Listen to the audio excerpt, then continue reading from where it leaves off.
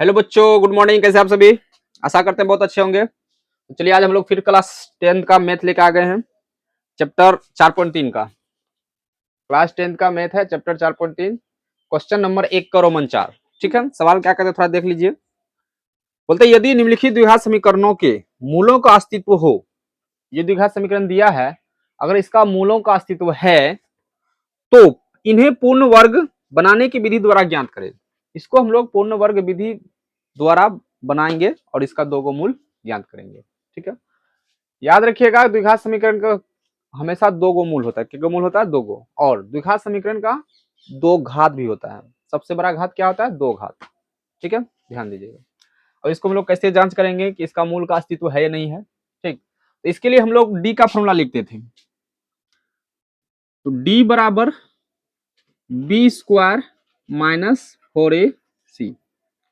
अब बोलिएगा ये बी कहाँ से आएगा? एक आंस का आएगा, सी कहाँ से आएगा? तो ये द्विघात समीकरण जो दिया रहता है ना, उसी के से हम निकालते हैं ए बी सी का मान। एक्स का गुणांक जो होता है ये एक्स स्क्वायर का, वो ए का मान होता है। जो एक्स का गुणांक है यहाँ आगे में छुपल एक, वो बी का होता है। और जो लास्ट में वो सी का होता है। ठीक है, अब ध्यान दीजिए।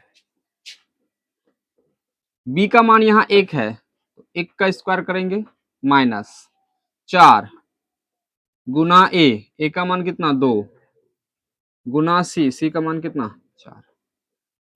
अब एक का स्क्वायर करेंगे तो एक होगा माइनस 4 दूना 8, 8 चौके 32। अब एक में 32 गया तो माइनस 31। ये जो मान है ये माइनस में आ गया। डी का मान कौन सी में आ गया? माइनस में।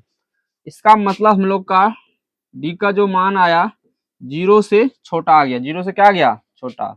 तो इसका अस्तित्व नहीं होगा, इसका अस्तित्व नहीं होगा।